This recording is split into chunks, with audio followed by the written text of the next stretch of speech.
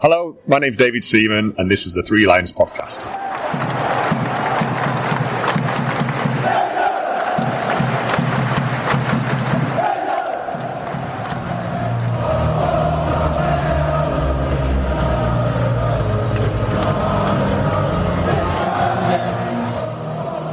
Welcome to the Three Lions Podcast. My name is Russell Osborne. This is an independent England football supporters podcast. How are you? Hope you're good. I think that those that went, most of us have made it home from Tirana now. There's no waifs or strays still on the streets. I'd hope not. I know a few maybe had a convoluted journey back. I know a few went via Italy. In fact, a little while back, someone said I should do an episode of the most sort of convoluted journeys to an England away game, the most wild journey. What's your most wild journey you've done? I know some of you do it to save a few quid. Some of you do it to see another country. I know some do it to get another game or two in. Maybe I should put an episode together about that. Let me know. I hope you enjoyed the review episode of that, one that I put out, taking a look at Serbia and Albania. Hope I gave you a flavour of what it was like out there. If you've never done an England away game, get it on your bucket list. Apply for them when they come around. The thing is now, if you get allocated a ticket and you can't go, you can give the ticket back, and hopefully it will land at the feet of someone who can go. But when they come around, apply for them. There are always ways of getting there. If you get lucky in the ballot and it's maybe a little late in the day, there's always ways you can, a convoluted journey to an away game. There's ways of doing it, people that can help you.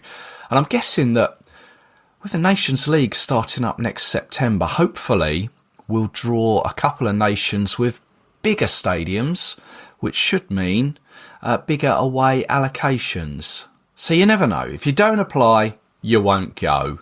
If it's on your bucket list, you need to apply and just get into it. Now, anyway, a little while ago, put together an episode that looked at the Under-17 World Cup that's still taking place over in Qatar. Thought I'd update you with that and also take the opportunity to look at how our other young Lions are getting on during this last international break, because, they're the future of our national team. Some of these lads, they may feature at the 2028 home Euros, the 2030 World Cup in Spain, Portugal and Morocco, and the three South American nations. I don't know them off the top of my head. One of them's Argentina, Paraguay. Is the other one Chile? I'm not sure. There's the 2032 Italy-Turkey Euros. Yeah, I know. There may be guys that are playing at the moment that will feature in that. I can go a step further and say that some of these lads could be the backbone of the side that goes to the World Cup in 2034. That one in Saudi Arabia. I think it's important to occasionally touch on these guys and see how they're getting on. Just give you an update. They deserve the recognition.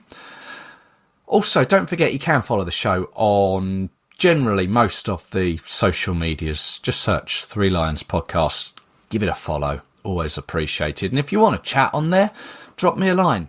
And if you want to send me an email, threelionspodcast@gmail.com. Perhaps that's the best way to start this convoluted journey episode. Email me those and we'll put it together. But let's start with the under-17s. They were placed in a group with Venezuela, Haiti and Egypt. And we began with a 3-0 defeat to Venezuela. We kind of then got back up running when we beat Haiti 8-1. And then we rounded off the group by beating Egypt 3-0. So it meant we finished with 6 points and we were second in the group behind the South Americans, Venezuela. Egypt, who finished in third place, they also qualified for the round of 32 as one of the 8 best third-placed nations. Now, it has to be said that there were some big scores across the group stages. Along with our 8-1, Portugal twice scored 6. And in the same group, Morocco put 16 past New Caledonia. Bizarrely, Japan topped that group despite only drawing with New Caledonia. I don't know how all that works out, but Morocco, they finished third, with Portugal between them. Now, Group D saw Tunisia score 6. Argentina and Belgium both got 7. Germany in Group G scored 7 past El Salvador. Brazil put 7 past Honduras. In total, 248 goals were scored across 72 group games. That's almost 3.5 goals a game. And 7 of those 72 were goalless, 0-0. And I kind of only mention this as it's the same format as next year's World Cup will be. 48 teams, 8 going through as the best third placed. Obviously, the senior teams you would hope would be a little bit more better in defence than perhaps the under-17s. But as I say, the format is the same. We'll have to just wait and see what happens. But anyway, back to England. We progressed to the next round, the first knockout round, the round of 32, where we were drawn against South Korea, who had finished second in their group after winning 2 and drawing 1. Now, this match was played on Saturday the 15th. So this was the day before the senior game in Albania. I didn't get to see this one. But we took the lead through a Korean own goal that was then doubled when Regan Heskey, son of Emil, scored 7 minutes later. And that was how it ended. So we were through to the next round. And taking a look at this round, there were some more respectable scorelines. No one was really humiliated, although 5 of those 16 ties went to penalties. Ireland and Canada took its time. That one ended 9-8 to Ireland. So on we went to the next round, the last 16, where we faced Austria, who had won all their group games and so far had only conceded the 1 goal. Now, I was at work while this one was on, so I didn't get to see it, but I was getting updates. And by all accounts, Austria, well, they were the better team, and they eventually ran out 4-0 victors. Our journey in Qatar was over. And at the time of recording, the quarterfinals hadn't been played, but Portugal faced Switzerland, Morocco played Brazil, Austria against Japan, and Italy played Burkina Faso. Who will ultimately win it? I've no idea, but I'm interested in Morocco. They are the only side left who progressed through in the third place group finish. And taking a look back at the Qatar 2022 Senior Men's World Cup, where they as a nation made it to the semi-finals, ultimately finished 4th. Plus they recently won the Under-20 World Cup in October. That was held in Chile. There seems to be an upturn in the standard of football in Morocco. I think that's a fair comment. And it is also where the upcoming African Cup of Nations is taking place. So certainly worth keeping an eye on Morocco as a nation. But the under-17s, no disgrace. They got to the quarterfinals. It's all a learning curve, isn't it, at that age? You're learning how to play the game, how to adjust to different formations, different countries, different tournaments, lots of different things that you are learning about. And they can just all take it on board, take it with them as they continue their career in the game.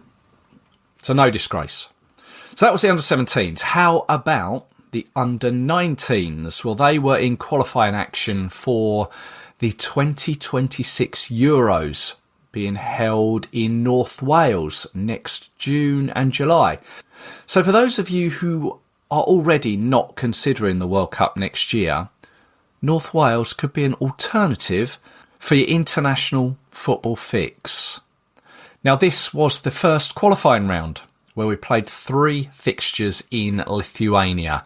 We won them all and we've progressed to the elite round. That's to be held in March of next year. Unsure at the moment where it is to be played, but over in Lithuania, I say we won all our fixtures. We beat the hosts 2-0, then Latvia 7-0, and then nicely we beat Scotland 4-0. So yes, we've got to get through the elite round next to make our way to the under-19 Euros next year in North Wales. We'll keep tabs on that one nearer the time. Under-21s next. They were also in action over the recent international window. They're looking to qualify for the 2027 Euros, being hosted in Albania and Serbia. Oh, they say nothing can unite countries or people like football, but by all accounts, it hasn't gone down too well, that particular tournament, by both Albanians and Serbians. Hopefully that'll sort of go off trouble-free.